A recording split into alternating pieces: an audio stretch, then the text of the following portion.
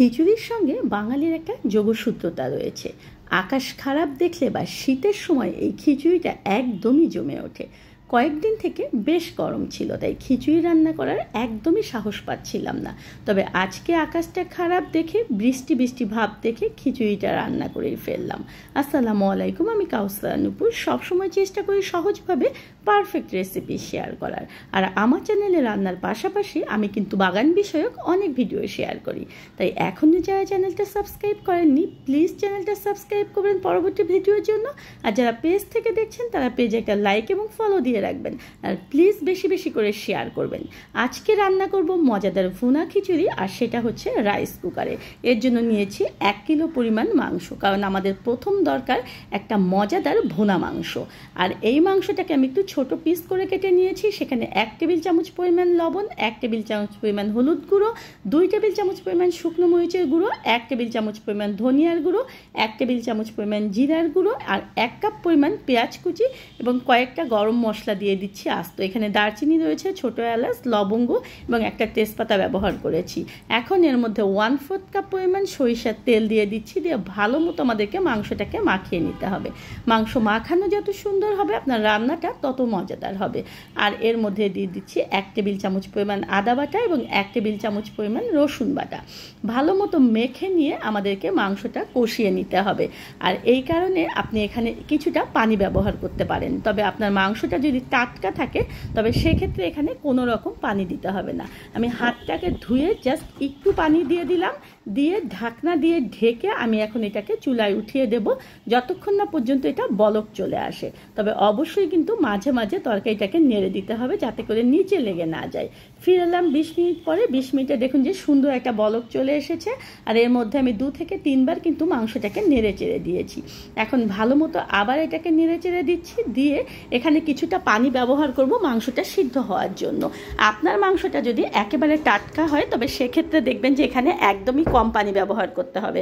তবে আমার মাংসটা ফ্রিজে ছিল, তাই এখানে আমি 1 কাপ পরিমাণ পানি দিয়ে অল্প আঁচে মাংসটাকে রেখে দিচ্ছি সিদ্ধ হওয়ার জন্য।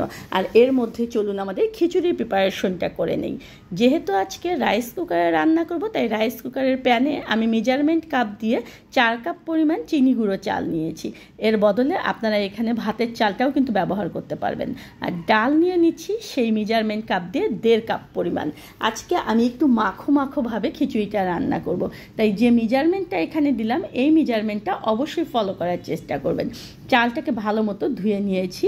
এখন ফিরে আসলাম। এখানে কি কি মশলা লাগবে আমি এখানে কিছুটা দেখুন যে কাঁচামরিচের ফালি দিয়ে দিচ্ছি। এটা আপনার নিজেদের টেস্ট অনুযায়ী ব্যবহার করবেন, কে কতটুকু ঝাল খেতে চান। 1 টেবিল চামচ পরিমাণ দিয়ে দিলাম এখানে হলুদ গুঁড়ো। আপনার চাল এবং ডাল যতটুকু তার উপরে নির্ভর করবে হলুদ গুঁড়ো। 1 টেবিল চামচ পরিমাণ জিরের গুঁড়ো এখানে ব্যবহার করছি। 1 টেবিল চামচ পরিমাণ এখানে ধনিয়ার গুঁড়ো ব্যবহার করছি। 1 টেবিল চামচ পরিমাণ শুকনো মরিচের গুঁড়ো দিয়েছি। আর 1/2 টেবিল চামচ পরিমাণ এখানে গরম মশলার গুঁড়ো দিয়েছি। আর কিছুটা গোটা গরম মশলা দিচ্ছি। আমি 1 টুকরো দারচিনি, 4-5 টুকরা ছোট এলাচ আর লবঙ্গ দিয়েছি কয়েক টুকরা। দিয়ে এখন এখানে তেল ব্যবহার করব আমি। তার আগে এখানে আমি 2টো পেঁয়াজ কুচি দিয়েছি। আর তেলটা আমি বলি সবসময় আপনারা সরিষার তেল দিতে চাইলে সরিষার তেল দেবেন, বা সয়াবিন তেল দিতে চাইলে সেটাও দিতে পারবেন। 1/4 কাপ পরিমাণ এখানে আমি সরিষার তেল দিয়ে দিলাম। এখন এর মধ্যে লবণ দিয়ে দিচ্ছি টেস্ট অনুযায়ী। যে যতটুকু লবণ খেতে চান সে অনুযায়ী লবণ ব্যবহার করবেন।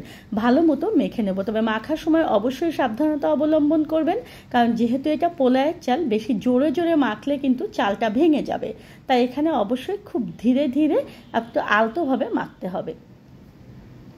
এখন এখানে পানি ব্যবহার করছি আমি। পানি কতটুকু, আমার চাল হচ্ছে 4 কাপ আর 1.5 কাপ পরিমাণ পানি, মানে 5.5 কাপ পরিমাণ। আর এখানে আমি পানি দিয়ে দিয়েছি 9 কাপ পরিমাণ। যদি রাইস কুকারে রান্না করেন তাহলে পানিটা একটু কম দিতে হবে, যেটা হাঁড়িতে দিলে আমরা ডাবল করে দেই। এখন রাইস কুকারটা খুলছি। আমার রাইস কুকারটা একটু এক্সেপশন মনে হচ্ছে না, কিন্তু নর্মাল যে রাইস কুকারের ফাংশনগুলো সেগুলো এখানে রয়েছে। আমি এটা অনলাইন শপ থেকে নিয়েছি, আদ্দিস কালেকশন থেকে।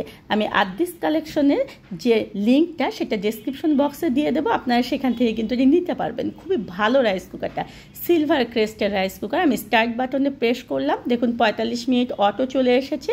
45 মিনিট পরে কিন্তু আমাদের খিচুড়িটা হবে, কিন্তু তার মধ্যে আমাদেরকে আর কি কি করতে হবে সেটা দেখাবো।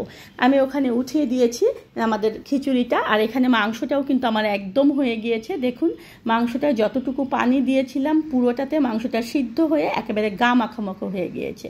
এখন আমরা অপেক্ষা করলাম অর্ধেক পর্যন্ত, মানে 45 মিনিটের অর্ধেক আমার হয়েছে। এই অবস্থায় আমি রাইস কুকারটা খুলেছি, খুলে যে মাংসটাকে আমরা রান্না করেছিলাম পুরো মাংসটা এর মধ্যে দিয়ে দিচ্ছি, কারণ আমরা কিন্তু আজকে ভুনা খিচুড়ি রান্না করছি। আর একটা কাঁচামরিচ দিয়ে দিচ্ছি।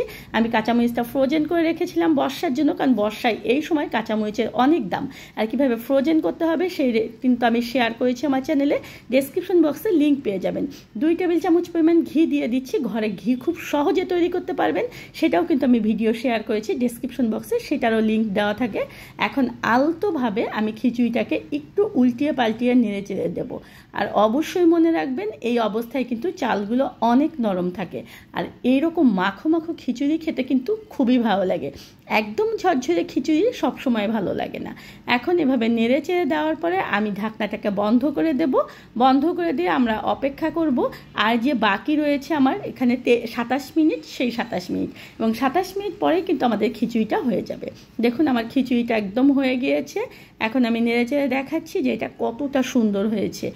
আমি ঠিক যে রেসিপি যেভাবে করে দেই মেজারমেন্ট, আমি মোটামুটি চেষ্টা করি একেবারে পারফেক্ট রেসিপি দেওয়ার। আপনারা চোখ বন্ধ করে এই রেসিপিগুলো ফলো করবেন, তাহলে দেখবেন যে আপনারাও একেবারে ঠিক আমার মতো করে রান্না করতে পারবেন। দেখেছেন কত সুন্দর হয়েছে।